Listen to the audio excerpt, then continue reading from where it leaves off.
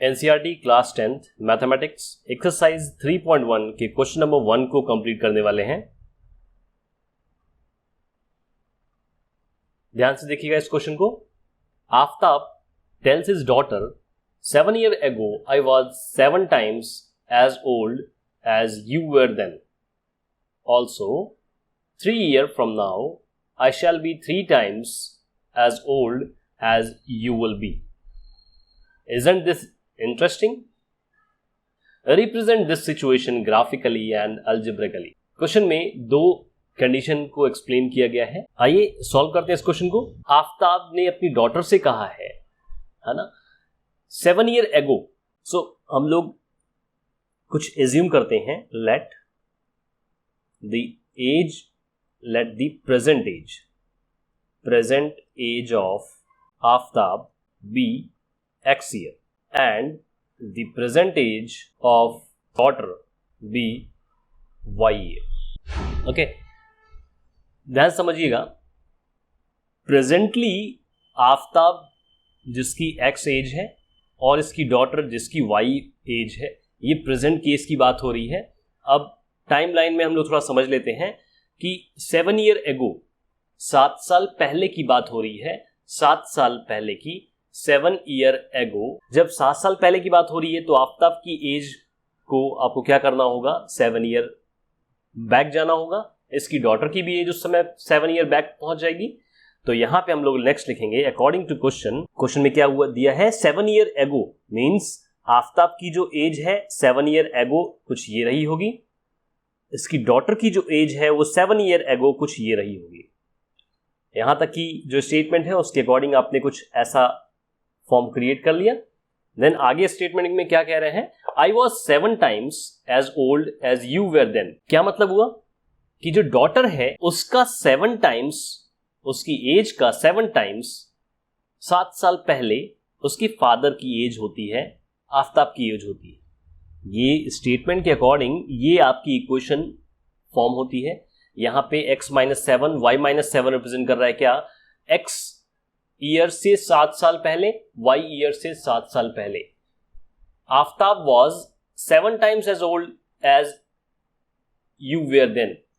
जब उसकी डॉटर 7 साल पहले जितनी उसकी एज थी उसकी 7 गुनी एज उसके फादर की होती है, ऐसा उसने स्टेटमेंट में कहा है। पहला स्टेटमेंट से आपका रिलेशन कुछ ऐसा बनता है। इसको थोड़ा सा सिंप्लीफाई कर लेते हैं कुछ इस तरीके से। 7 को अंदर मल्टीप्लाई कर लेंगे, 7y - 49 एंड x - 7y को इधर ले आएंगे तो ये हो जाएगा 7y = -49। ये प्लस हो जाएगा जब इक्वल्स टू के इधर मूव करेंगे, सॉरी 7 होगा यहाँ पे 7। ओके, इसको थोड़ा सा और सिंप्लीफाई कर लेते हैं। x - 7y that is -42। ये आपकी इक्वेशन नंबर 1 बन जाती है, ये आपकी इक्वेशन नंबर 1 हो जाती है। इसी तरीके से सेकेंड स्टेटमेंट, ये फर्स्ट कंडीशन थी, फर्स्ट कंडीशन जहां से आपकी पहली इक्वेशन क्रिएट होती है। देन सेकेंड कंडीशन क्या है, इसको पढ़ लेते हैं। Also 3 years from now, 3 years from now means present के 3 साल बाद, 3 years from now present age के 3 साल बाद की बात हो रही है। इसका मतलब जो आफ्ताब की एज है वो 3 साल बाद हो जाएगी x + y। आफ्ताब की डॉटर की एज 3 साल बाद y + 3 हो जाएगी, सॉरी x + y नहीं, x + 3 हो जाएगी, यहाँ पे y + 3 हो जाएगा। देन इसके बाद स्टेटमेंट में आफ्ताब कहता है कि I shall be 3 times as old as you will B.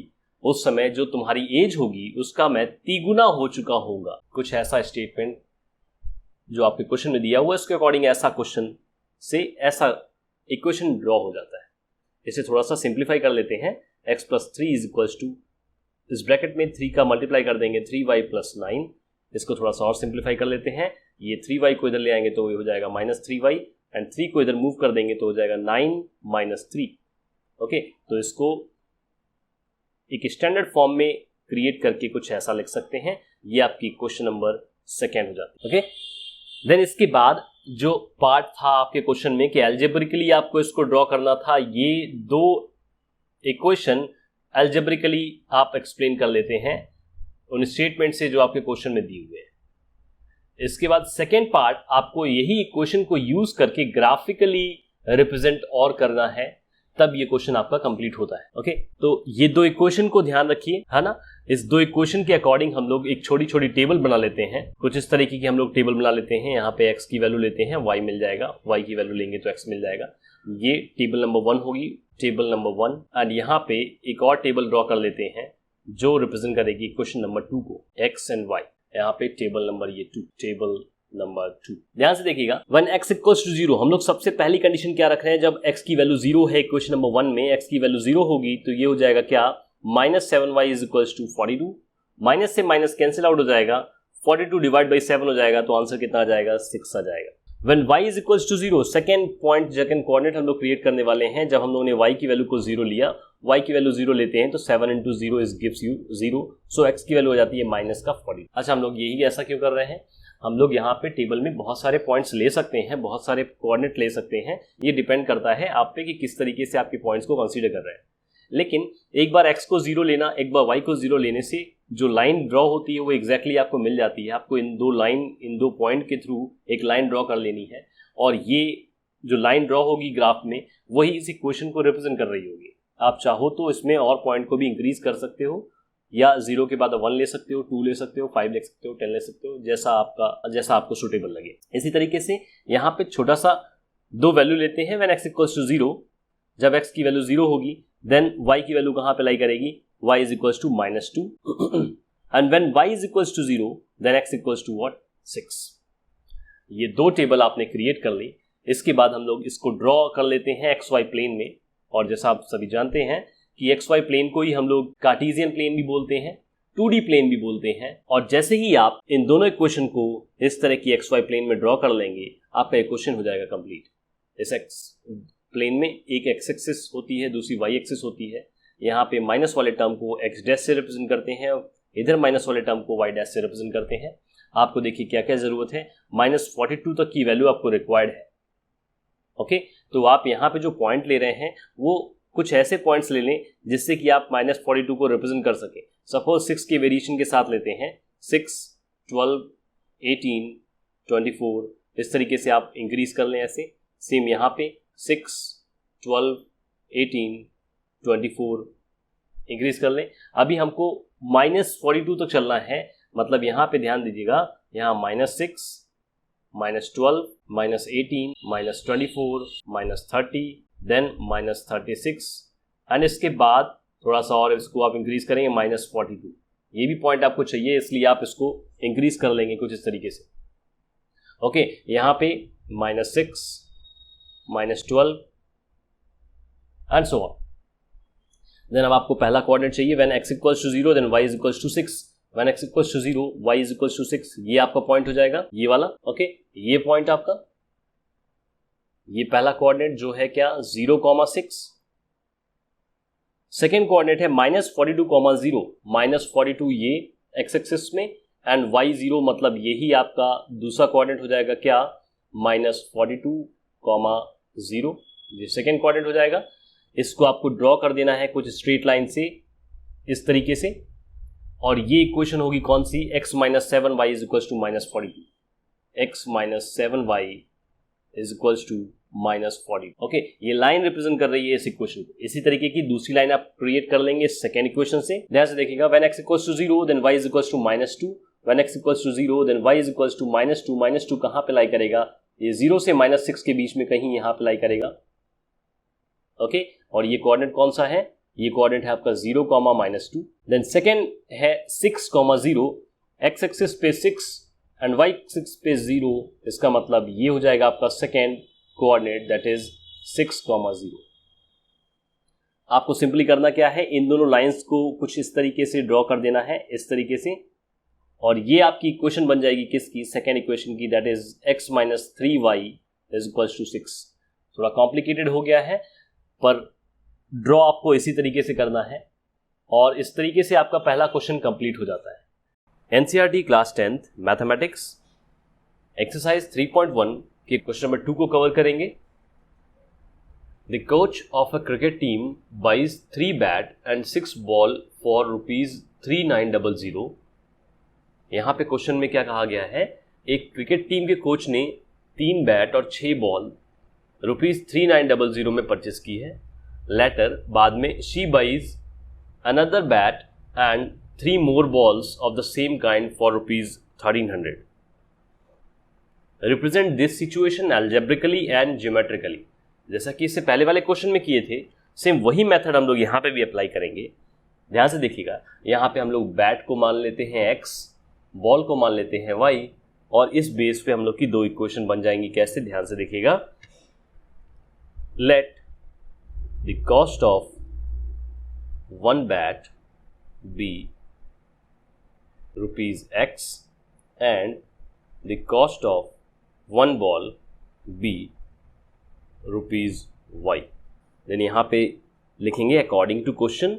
एक क्वेश्चन में क्या बोला गया है कि 3 बैट और 6 बॉल 3900 में परचेज कर रहे हैं, जहाँ पे एक बैट को हम लोग ने X रुपीज़ मान लिया है कि एक बैट X रुपीज़ में परचेज किया जा रहा है और एक बॉल Y रुपीज़ में परचेज की जा रही है। तो 3 बैट परचेज करने के लिए कितने रुपीज़ देना होगा? 3X रुपीज़ देना होगा। एंड 6 बॉल परचेस करनी है, इसका मतलब एक बॉल Y रुपीज़ में, तो 6 बॉल 6Y रुपीज़ में, और टोटल जो अमाउंट बन रहा है वो 3900 बनता है। ये आपकी हो जाती है क्वेश्चन नंबर 1। इसी तरीके से दूसरी क्वेश्चन, लेट अस सी बाइज अनदर बैट। वो बाद में एक और बैट परचेस करती है। एक बैट का प्राइस X रुपीज़ है और 3 more बॉल, 3 और बॉल परचेस करती हैं, जहाँ पे एक बॉल का प्राइस Y रुपीज़ था और इस समय इसकी कॉस्टिंग होती है 1300 रुपीज़। ये आपकी सेकेंड इक्वेशन हो जाती है। ये रिप्रेजेंटेशन है एल्जेब्रिकली हम लोग ने इसे रिप्रेजेंट कर दिया इक्वेशन के फॉर्म में। अब हम इसे ज्योमेट्रिकली रिप्रेजेंट करना चाहते हैं, तो यहाँ पे लिख दीजिए फॉर ज्योमेट्रिकल रिप्रेजेंटेशन। कैसा? हम लोग को यहाँ पे करना क्या है, इन दोनों इक्वेशन के अकॉर्डिंग कुछ कुछ टर्म्स फाइंड कर लेते हैं। तो यहाँ पे लिखते हैं फ्रॉम इक्वेशन नंबर 1, पहली इक्वेशन से हम लोग कुछ पॉइंट्स फाइंड कर लेते हैं, वैसे ही जैसे इससे पहले वाले क्वेश्चन में किए थे। मतलब यहाँ पे हम लोग x या y की वैल्यू फाइंड कर लेते हैं। सपोज y की वैल्यू निकालना चाहते हैं, तो y की वैल्यू कैसे निकालेंगे? 3x + 6y = इतना दिया हुआ है, तो यहाँ पे y की वैल्यू कितनी हो जाएगी? 3900। ये 3x इधर जाएगा तो हो जाएगा माइनस का 3x, और डिवाइडेड बाई ये 6y था, जिसका 6 होल के डिवाइड में चला जाएगा, 6 हो जाएगा। ठीक है, इसे सॉल्व करते हैं। देखिए यहाँ पे ध्यान दीजिएगा, जब वैल्यू बड़ी हो ना, तो आपको यहाँ पे x की वैल्यू 1 2 3 से स्टार्ट नहीं करनी। 1 2 3 से स्टार्ट करेंगे तो होगा क्या कि ये जो ओवरऑल वैल्यू आएगी y की, वो बहुत बड़ी आएगी, जिसको ग्राफ में प्लॉट करना टिपिकल हो जाएगा। इसलिए हम लोग कुछ बड़ी वैल्यू लेते हैं ताकि जो y की वैल्यू आए वो नियर अबाउट x के हो, ताकि ईजी हो जाए एक्स वाई प्लेन में उसे प्लॉट करना। ठीक है, सपोज हम लोग लेते हैं क्या, व्हेन x = 100। जब आपने 100 लिया तो क्या होता है, देन y की वैल्यू कितनी हो जाती है? y = 3900 minus 3 × 100 divided by 6। यहाँ सॉल्व कर लें। y = कितना आ गया? 3900 माइनस 300 अपॉन में 6, दैट इज 3600 डिवाइड बाई 6। इसको सॉल्व करेंगे, 6 1 जा 6 6 जा 3600, कितना आ गया? 600 आ गया। ये एक वैल्यू आ गई अपनी। जब x 100 था तो y आ गया 600। इसी तरीके से when x = 300 then y = 3900 minus 300 को यहाँ पुट कर देंगे तो हो जाएगा कितना? 900 डिवाइड बाई 6। आंसर कितना आ जाएगा? 3000 डिवाइड बाई 6 मीन्स 6 1 जा 6 5 जा 30। आंसर आ गया कितना? 500। ओके, सेकेंड वैल्यू आ गई। थर्ड वैल्यू फाइंड कर लेते हैं।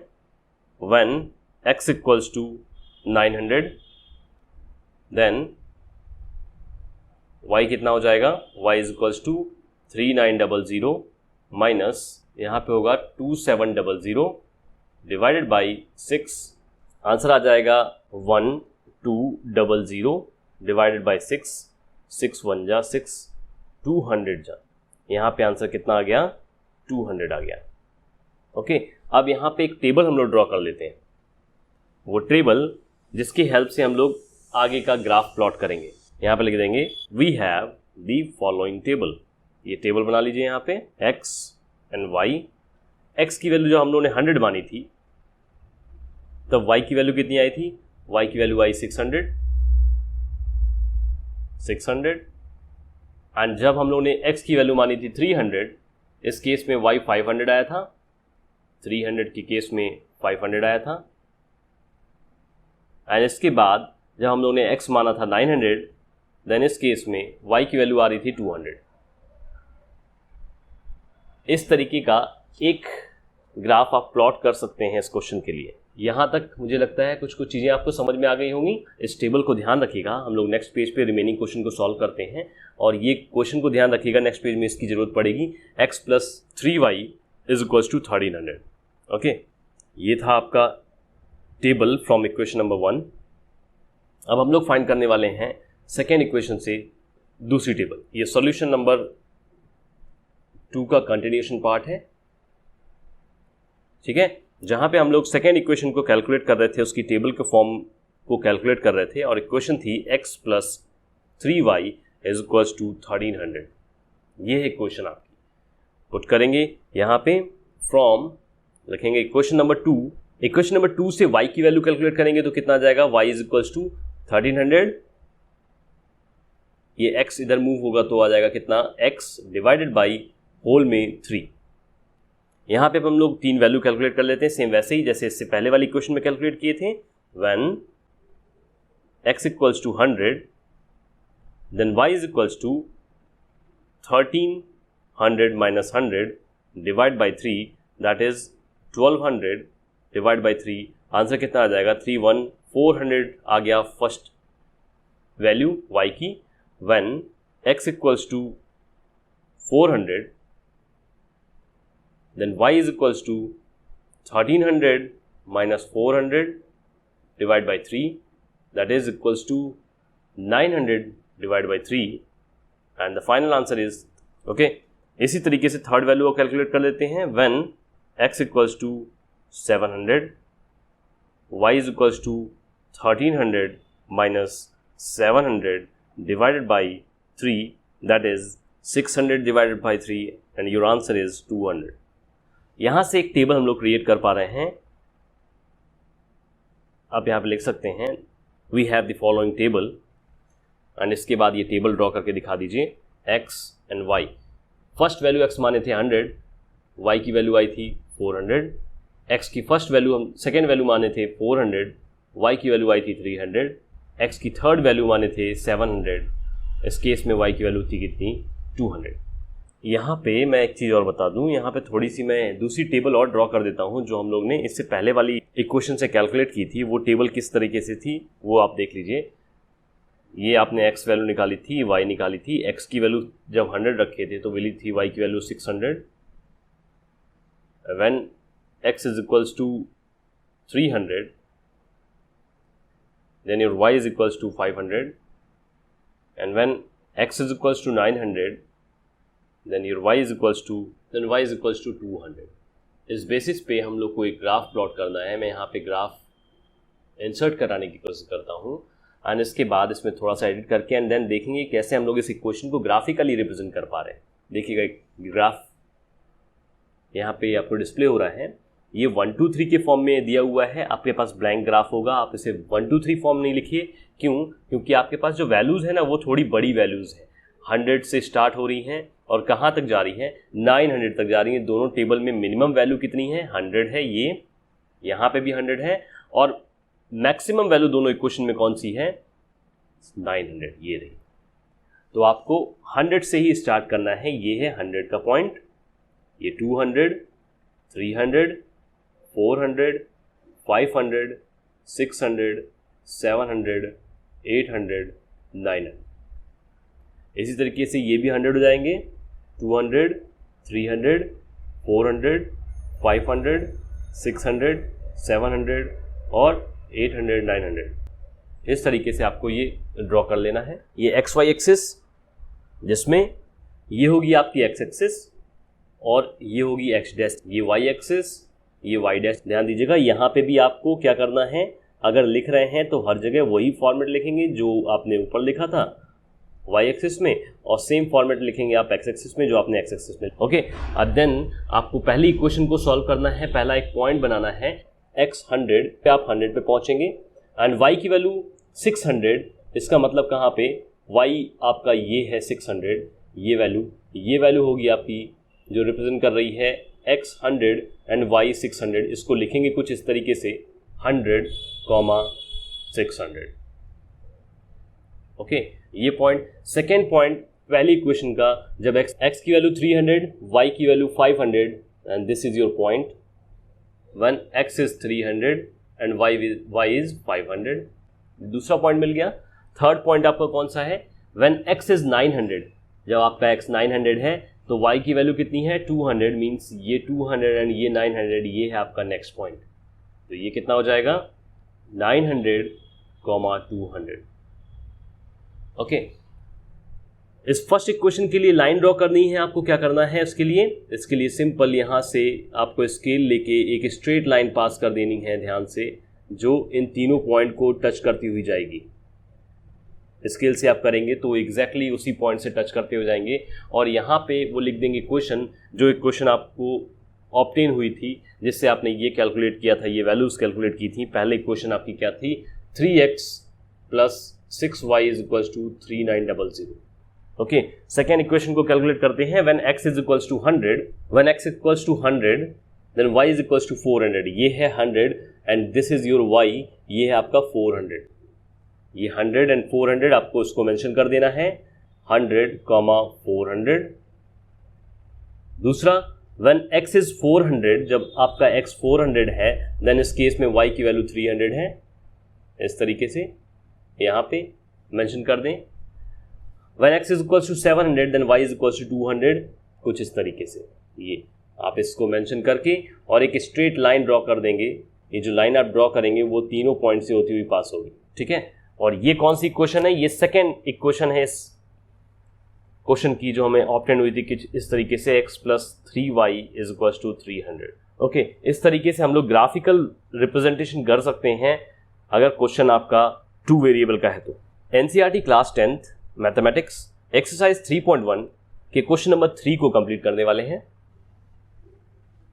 The cost of 2 kg of apples and 1 kg of grapes on a day was found to be, ये रुपीज है, 160 rupees. After a month, the cost of 4 kg of apples and 2 kg of grapes is rupees 300. Represent the situation algebraically and geometrically. Then अब हम लोग check करते हैं इस question के solution को।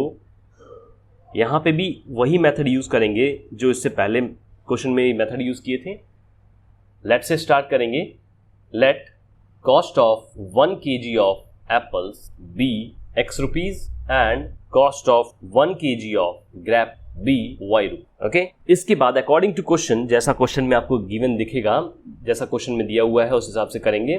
According to question we have, पहला क्या दिया हुआ है, 2 kg of apple plus 1 kg of grapes gives you 160 rupees. मतलब 2 kg of apple means 2x plus 1 kg of grapes means only y is equals to 160। ये आपकी first equation बन जाती है।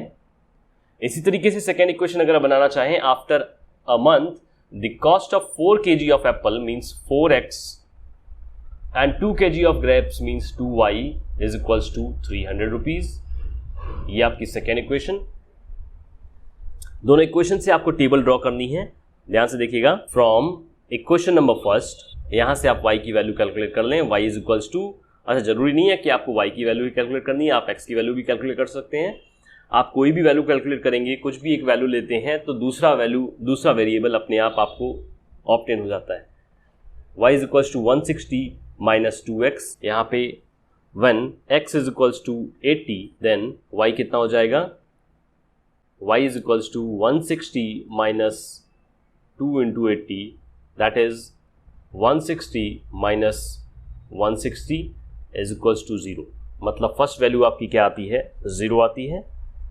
when x equals to 60 then y is equals to 160 minus 2 into 60 that is 160 minus 120 is equals to 40, second value आपकी आ जाती है क्या 40, मीन्स एक काम करते हैं, इसी के नीचे एक टेबल और ड्रॉ करते चलते हैं। ये है आपकी table for equation number 1 x y। First x की वैल्यू 80 माने तो y आपको मिला था 0, x की वैल्यू सेकेंड केस में 60 माने थे तो y की वैल्यू मिली थी 40।